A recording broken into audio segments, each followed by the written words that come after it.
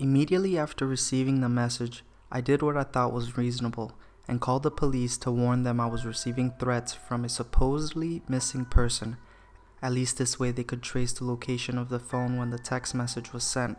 Even if I already knew Irene was following me and probably close by, my parents ended up arriving soon after the police left, and not wanting to get them involved in this mess, I told them someone tried to break into the house while they were out.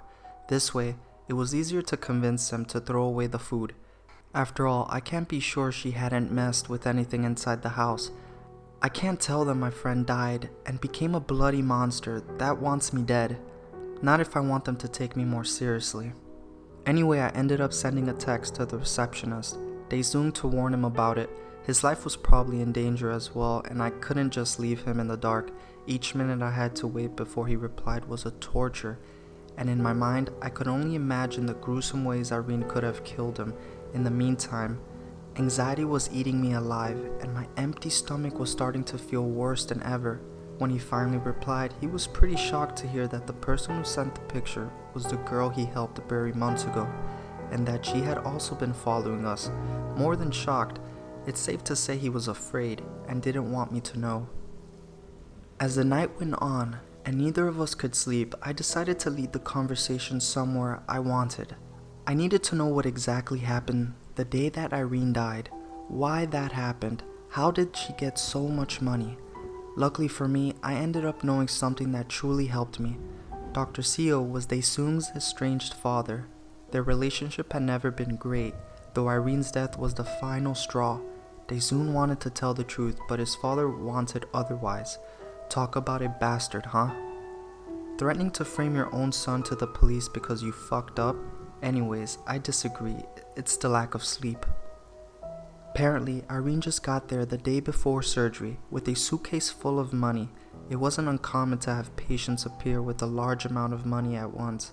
Many got illegal loans to obtain the sum, although she never made it clear where the money came from, and it was their policy to never ask. The day of the surgery, everything seemed to be fine until 2 hours after the start of the procedures, when Dr. Seo came out of the surgery room screaming and seeming out of his mind. He had ruptured a big artery and there was no way to stop the bleeding. Irene died before they both could do anything. Then came something that surprised me. As they both discussed whether or not they should call the police, they heard a faint whispering and saw that it was Irene's body producing the sound. At that point, Dae-Sung said she was already dead and had no heartbeat at all, but was still moving her lips. It was then that Dr. Seo decided to cut her up into pieces and dispose of the body regardless of his son's idea. After that happened, he insisted that what they saw was completely natural. Dead bodies move sometimes because of rigor mortis and gas production. Dae-Sung never believed him because, well, dead people don't move like that, and frankly, I doubt even Dr. Seo believed it. But his father cut her body alone inside the surgery room. He wouldn't stomach the sight, the doctor told him, while he prepared the wooden box to bury her. A morbid curiosity took over me, and I asked what did she whisper in her supposed final moments. She was praying the Lord's prayers. Dawn came without further notice. My parents left for work and I only remembered I had school when my alarm rang. I felt tempted to pretend nothing was happening, go to school and live a normal school day in a normal life, but I couldn't bring myself to it. This story was getting more and more bizarre each time I uncovered a new layer, and pretending there wasn't so many things at stake right now wouldn't help. I decided I needed to meet Dae-Sung, and I asked him for a favor. I wasn't sure he could do it. To bring the suitcase, not the money, really, just the suitcase when we met. If there had to be a clue as to how she earned that absurd amount of money, the suitcase was it.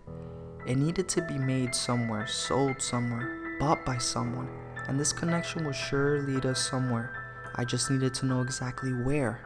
We met at the same gas station of before, and I was surprised he complied to my wish and brought the suitcase. It was a beautiful leather piece, carefully crafted, and I was right to think this was our lead. It was probably very expensive and handcrafted, not something you would buy at any store. Whoever made this has few clients and we have a bigger chance of knowing who bought it.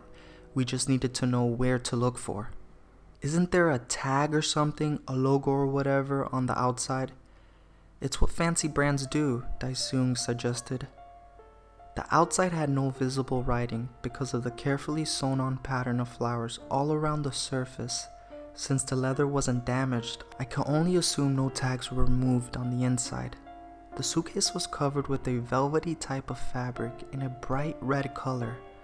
I was about to quit searching when I finally found a very small tag that only had a combination of 7 numbers in it instead of a brand name. What could these 7 numbers be? It's not big enough to be a date or a resident registration number, but too big to be an age. Our best shot was a telephone number, so I did the obvious and dialed it. It took so long for the other person to pick it up that I was about to hang up, but suddenly a girl with a soft voice talked to me. "Here's the place where all your dreams come true. How can I help you today?" "Who am I talking to, and where is exactly here?" I asked the girl. With the phone call on speaker mode, Daesung seemingly listened to what was going on.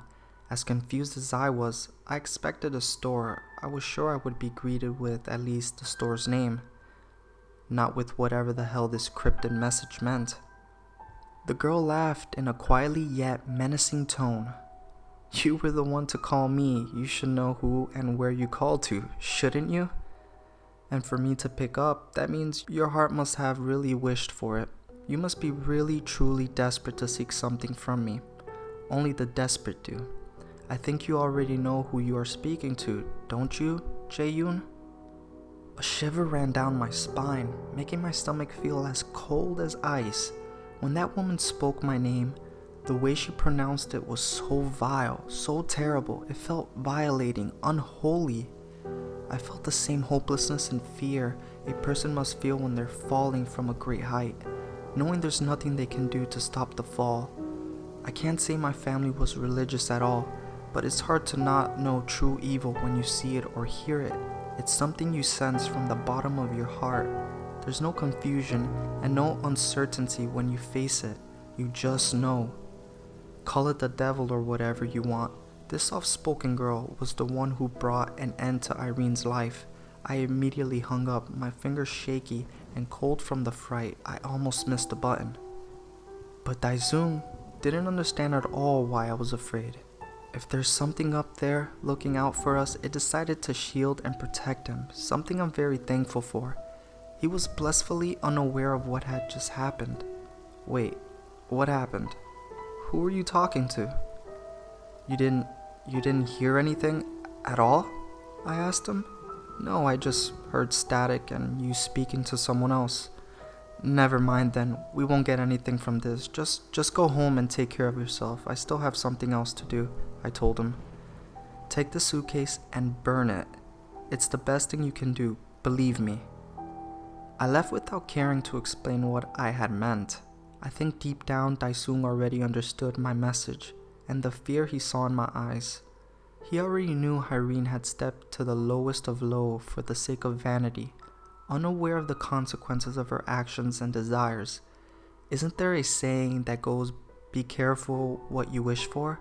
It's exactly it. What can hear you may twist your words in their benefit. Irene having plastic surgery that day was her goal, but to whatever picked up my call and heard her prayers, that was only a means to drive her to madness. The people that have died were merely obstacles to it at this point. I'm finally completely aware of what's going on. What is she and how to stop her?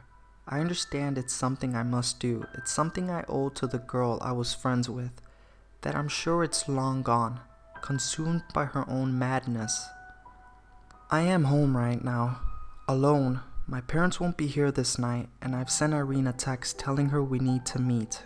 I know she's read the message, and she will show up. It's something I'm certain of. I just hope Daesung listens to my plead and doesn't come here. Everything is prepared if it all goes according to plan. The final part of this tale will be up tomorrow. If not, it means I failed my task. I'm trying to remain optimistic while waiting for her, as time seems to flow at a slower pace right now, and I have more time to think of everything that could go wrong. But I can't let myself freak out. I need to focus when time comes. I have to be prepared to send the dead back to death.